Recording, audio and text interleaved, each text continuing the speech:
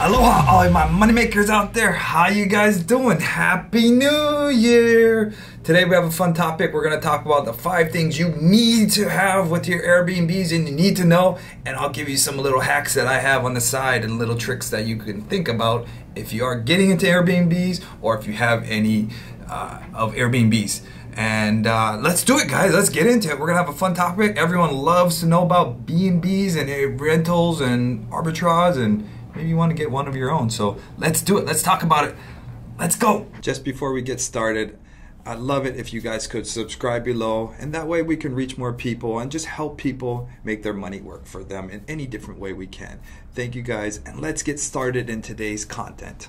Let's talk about Airbnbs. And I use the term Airbnb loosely nowadays. I think Airbnb almost took over the term, but really Airbnb is just one rental place that you can have that will manage your Airbnbs. So we'll be using the term Airbnb, but think of it as Bnbs because there is VRBO, there's HomeAway, there's TripAdvisor, there's VRBO. There's so many other sites that will manage your Airbnb, which you will talk about. You need to be looking into it. But I think Airbnbs just took over the name of the industry. But they're really just bed and breakfast, private bed and breakfast, or small boutique hotels. So when you hear the word Airbnb, I still use it, but it's just think of it that way. So first thing, make sure you're legal. I think that's the first topic to talk about when you're dealing with Airbnb, especially here in Hawaii. It's a big rule that people just learn the hard way. And if you're analyzing an Airbnb in any market that you're in, understand that is the most critical thing. And this is where a lot of people in Hawaii, it happened. A lot of people got in trouble where, and this can happen in your state, your city, your county, where they're prevalent and you're going for it and you're buying a bunch of Airbnbs. And a little backstory, we had 16 in Ohio, we have 6 here in Hawaii, and when you're analyzing Airbnb, if you're not ready for that B&B to become illegal, you know, as a county may change its laws, then you better be ready with Plan B. And that's why we're talking about legalities of it, not just because it's against the law, but because you have to be ready for Plan B if that thing becomes illegal. And that's what happened here in Hawaii, where these Airbnbs were, they didn't have law for it back, I think 2 years now it's been, where these Airbnbs they're prevalent and they made money as an Airbnb, but then they didn't make money as a a single family rental. So when an Airbnb is legal, it works well that way. Think cash flows and you make a lot of money that way, but it doesn't work as a single family rental because the cash flow, now you're at a loss. You're not planned ready for it. And that's what you have to really, number one thing to make sure to get ready for is that community, is that county, against it or for it, is that state, for that industry. And that's what Hawaii's not. We have in Hawaii we have the hotel industry that really controls our they control a lot. Obviously we have a huge tourism industry, and once the hotel industry got behind it and pushed the politicians and states, and I'm sure a lot of bribery, whatever it was, pushed them to really cut down on their B&Bs, make them illegal, it hurt a lot of people. So if you're in a county or a state that makes may make Airbnbs illegal and your property doesn't cash flow as a single family rental, be careful because a lot of people got into trouble. So with that said, when we did our Ohio 16 Airbnbs, we analyzed them as one. We use an analyzer called AirDNA, and if you haven't been on it and you're looking at Airbnbs, it's a must. AirDNA is a great analyzer to analyze Airbnbs. So we use AirDNA to analyze an Airbnb. Make sure you want to know 3 things. You want to make sure you understand how much vacancies you'll generally have in a month. So you can plug in the property address. It'll give you all the data, tell you a ton of stuff. But you want to make sure, one, you're analyzing how much vacancies an average you should have. So of course it'll be up and down throughout the year, higher in the winter. If you're in Hawaii, in the Christmas time we have higher vacancies, higher in the summer as well. You'll probably have that, and then lower in the low seasons. But what's your average number? Say it's 75%. In Hawaii we're 90% plus, but say you have 75% average Airbnb vacancies. So that's your first number. You want to know vacancies? Then what's the average nightly rental? So on average, how much can you rent it for? So AirBnb will obviously give you a great number on that number, so you can figure out how much you should rent it for averagely, and then from there you can figure out how much income you're going to potentially make a month. So 75%, rented at $100 a night. And generally, what is 75% of the month? That's whatever, 22 days? I don't know, 20, I don't even know. I can't even do math right now. Head spinning with some other stuff. But what is 75% of the month? 20, I don't know, 25 days, 20 days of the month, right? So you multiply that by $100 a night, and that's what you should be making. That's bothering me, I gotta do the math. That's what generally you should be making a month. So 0.75. So 22.5 days is the answer. So take $100 times 22.5 days, and you should make $2,250 a month. So if you make $2,250 a month, that's what your income should be. Now, taking a little deeper, following the 1% rule. Now the big rule that follow quickly for rentals, if they're good cash flowing, just to analyze a deal quickly. These are things you can do in your head calculator within a minute. So is that rental now, did you buy that rental for $200,000? So did you buy that rental for $200,000, and it's going to make $2,000 a month? It's kind of just a quick rule, 30 rule to analyze a deal. Obviously with Bnbs, there's a lot more cost to it. There's a lot more to factor in on it, more expenses in general. But you're just kind of quickly knowing if it's ballparking a deal, and you're making sure you're something that works. And then the second part of it all, does that work as a single family rental? If Airbnb shuts down, do you have plan B? And plan B is single family or midterm rentals. So midterm rental is a new hot sexy topic right now. So will that follow a 1% rule? So that B&B should be cash flowing and making money as a B&B. It should be killing it, should be crushing it as a B&B. If not, is it going to be working as a midterm rental, or will it get by as a single family rental? Because in case your community shuts it down, or your county shuts it down, then this thing's going to start losing money, and that's what's going to get you in trouble. So we're thinking long term. You shouldn't be, these are long term kind of plays. These are 20-30 year goal kind of plays. So you're trying to analyze these things to stick for a long term. So just think about those big things. These are big numbers when you analyze a B&B. Follow the 1% rule. Do you have a plan B? So these are two big things that to make sure you have in play. Plan B, meaning that the single family rental pool, was it work that way, or will it work as a midterm rental? Will it cash flow? And talking about cash flow, make sure you analyze all your expenses. You need to analyze, of course, your mortgage, your taxes, your insurance, your vacancies. You should have vacancies in there. Capital expenditures, if you haven't heard that term, that means any kind of capital expenditures you may have that will come up. A roof, flood, or upkeep of that property. You need to be having money put away for that kind of that cost. And then any other expenses of the B&B, Airbnb charges you, or cleaning fees, or any other expenses, need to all be factored in there. And have a nice big deal analyzer to analyze that thing. A nice Excel sheet that's gonna grab all of those, and you can just kind of plug and chug. After a while, you can start analyzing deals. But the quick headway is that 1% rule, and analyzing it that way. So yeah, so after you're all that and said and done, and you know this is a good deal, let's talk about how to make a good Airbnb successful, what kind of tools you need to have, and so forth.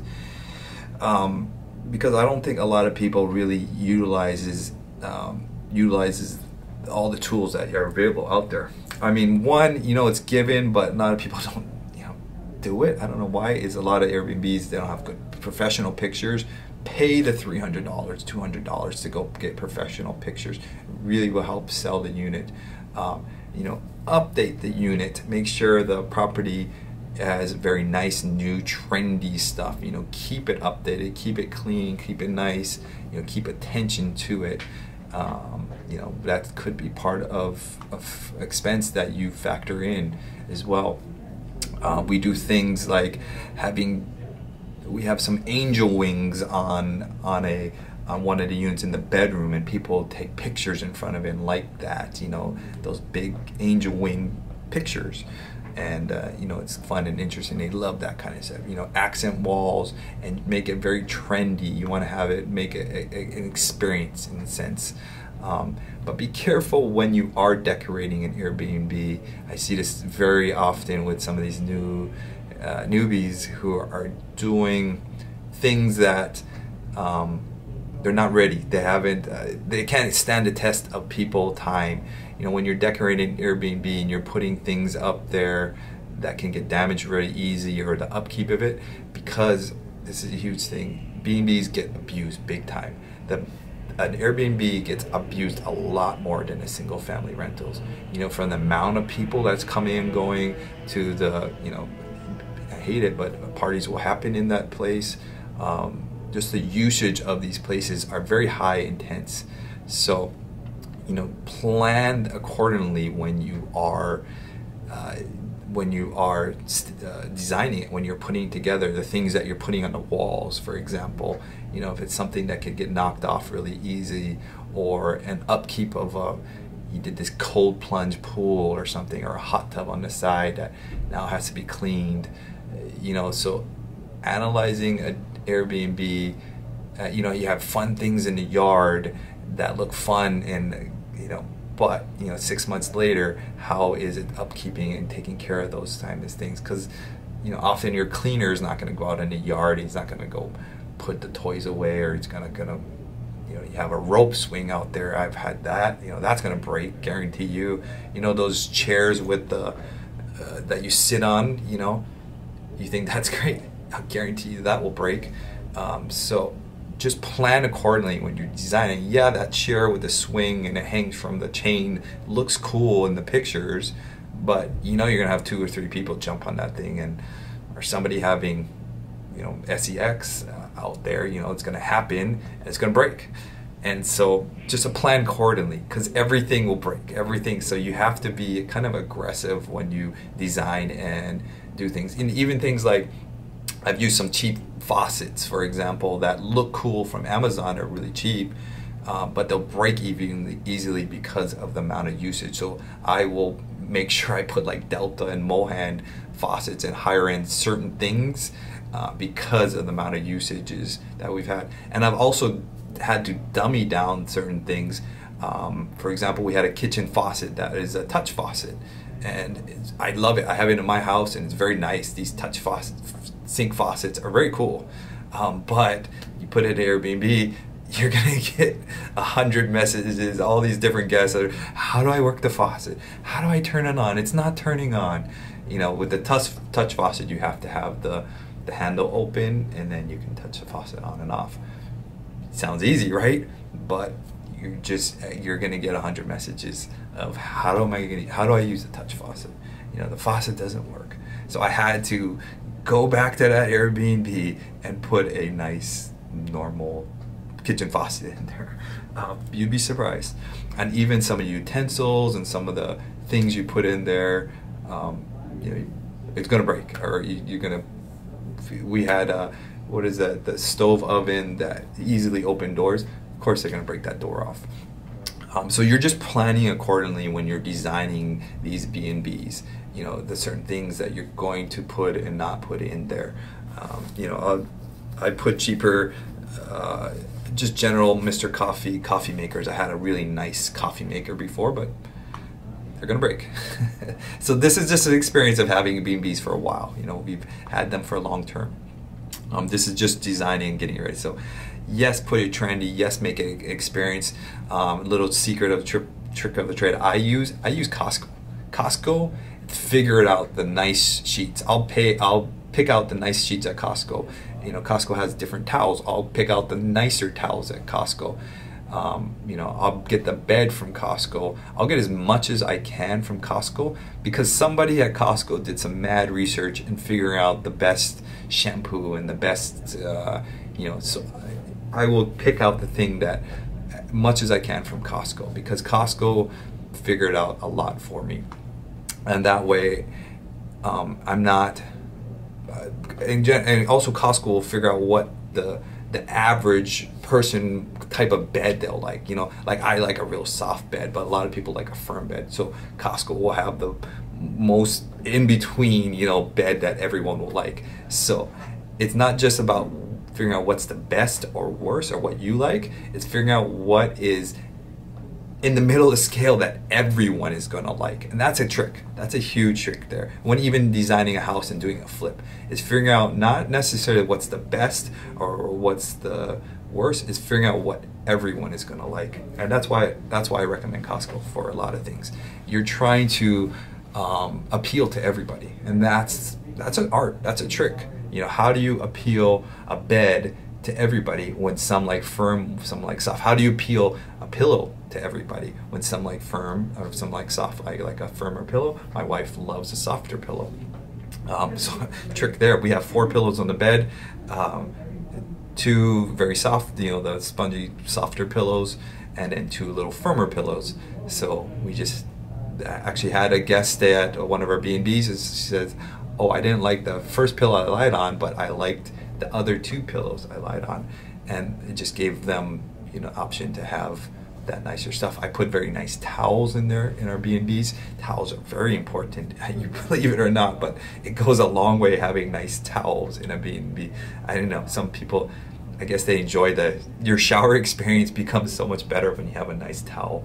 And I actually kind of personally feel that myself in my own house at where I live. You know, I like a nice towel, and I don't know, something about it, and you feel a little nicer. When you go to a spa or something, they have these nice soft towels. Now you're just creating that little more experience. And these are cheap, costly things. You know, you spend a little more on these kind of items will help give you a better experience and better reviews, better people, blah, blah, blah. So you pick and choose where you want to spend the money. And I actually spend a little more money on nicer things than having, you know, cheap junk in there. You know, and it goes a long way. You know, you're trying to create that experience. You want to create a spa experience in the bathroom, and you want to create an experience in the house for them to come back and enjoy for more. And with that said, that's important right there. You know, the goal of a B&B, when you're starting to rent these things out and get into the next topic here, is you're not just using Airbnb to rent these things out. You need to have a channel manager. Depending on your size, there's enterprise stuff when you're starting to have, you know, a lot more B&Bs. There's Guesty, IGMS for when you're smaller. You know, depending on what scale of B&Bs you have, how many. You know, when you have 5 or 6, you're going to have a smaller kind of channel manager, and you want to have a bigger one as you grow. But these channel managers help to not just implement Airbnb like you're thinking of. You know, Airbnb, yes, it's 75–80% of the market of your stays, but you want to make every dollar from this thing. So if you're having VRBO, HomeAway, TripAdvisor, I can't even think of all of them. There's 10 plus of them. In Europe, you know, they use Booking.com. In Europe, they use Booking.com mostly. I hate Booking.com, but that's what most Europeans use. You know, they're not on Airbnb. So if you are only utilizing Airbnb, and I scold my mom for this, is, oh, I get enough stays at from my just Airbnb. Well, if you can push your stays up to, you know, closer to 90 to 100%, then that allows you to raise prices.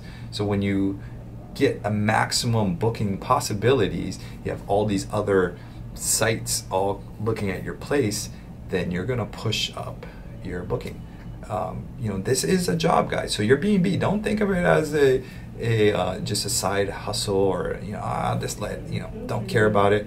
You got to run it like a business. Treat it like a business and utilize it. And that's a huge thing to a lot of these homeowners who are just kind of half-assing it. You know, treat it like a business. And, you know, if I were to ask you come to work for me for free, would you do that? You know, think of it that way. You know, you don't want to be throwing away money. You don't want to be doing work for free. You know, the goal here is to make money, you know. So treat it like a business and run it like a business. So having a channel manager will really help you do that and help you utilizing that. And then when you start growing that channel manager, as we just were talking about at the beginning, is having, you know, Airbnb and all these sites, is they're costing you money to book with them. So Airbnb takes a cut, VRBO takes a cut, Booking.com takes a cut.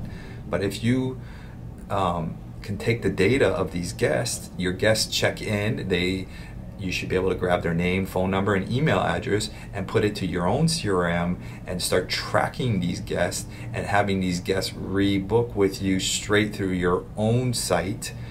Then that is the real beast move right there. Then you're the real animal at this game, because now you're cutting out Airbnb and you're cutting out they take a huge expense. They're cutting out that cost that they would be charging.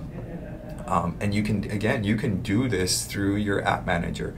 You know, Guesty, for example, Guesty has a landing page. You can have your own landing page where these repeat guests can come back now and book through your own channel manager. And, you know, now you're cutting out the middleman. You know, they're directly booking with you. If you want to, you know, manage that yourself, or you just have a CRM that will manage it all for you. And that is the real OG move right there of the game, is to grab data. In any kind of marketing and any kind of marketing business you do, the goal is to get the people's information. Your business doesn't thrive unless you have people's name, phone number, and emails, and, you know, addresses that you want to grab their information. You want to build that CRM of people in any business that you're really in. You want to grab your customers' profiles and keep hold of that. Say, for example, you guys are out there, you're trying to be a big social media influencer out there. What if your social media account shuts down? What do you have for all of that? You have nothing. But if you were to grab all your people's information through a CRM, who cares if obviously you're sad if your account shuts down, but if you had information of all your people, it doesn't matter. You know, that's the goal of marketing, is really to build a big CRM, a big list of customers. So think about that. Big thing to think about. But then you can start tracking your guests, you can mail your guests, you can start asking your guests, you know, if they want to come stay again, and so forth. Huge part of it all, that channel manager is so much involved. You can start automating everything. So everything is automated with our channel managers. You have a automated message. We have it the day they book, we send a message out. A few days after, we're sending a message out when they book. 2 days, I think, before their stay, we're sending a message out. Of course, the day they're checking in, we're sending a message out. 2 days after we're sending a message out. And then, of course, when they leave, we're sending a message out. And then even a few days after they leave, we're sending another message out. And this is just now you are, hey, Mr. John, thank you for staying with us. Would you please leave us a review? It doesn't say it like that. We're a little less nonchalant about it all. But now you're the super host, because you're constantly replying, you're constantly communicating with your guests. We have a 100% communication rate. Little things are important in that sense too, that often a guest will, I may have missed a reply back to some of our guests, and if I had an automated message automatically sending a reply back, then I still have good communication technically by Airbnb standards, because my communication was, I did reply back. So think about that. It's really important. And then I'm not now having to tell the guests where the keys are or how to find the place. So all these are sent out. Here's how the directions from the airport is all sent out, and here's a bunch of places to stay and do. Here's the Wi-Fi information. Everything is sent out, automated through that channel manager, which sends it out to all the different Airbnb, VRBO, Booking.com. It's all being sent out through there. How to check in and instructions where to park, all of that. How's your stay going?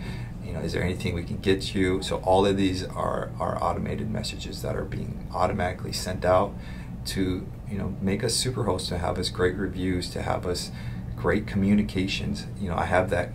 I get that review a lot. Oh, you're such a great communicator, or you're so prompt to response, or you guys see me communicating right now with all our guests. So I actually don't like to communicate at all. And then the last part of it all is to get a VA or to get somebody to help you with that extra communication that does needed.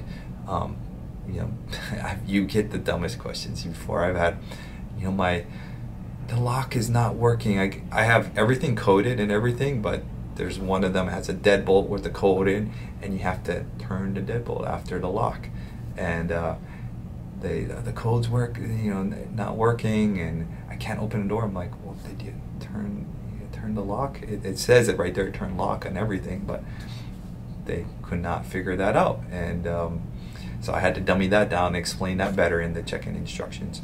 But turn the lock to open the door. It was, you'll believe it or not, you'll get it. Or we had one where the code unlocks the handle, but then you have to press the handle down to open the door. And believe it or not, people don't realize that, oh, I have to press the handle down. So you have to dummy it out as much as possibly as you can, and automate it as much as possible.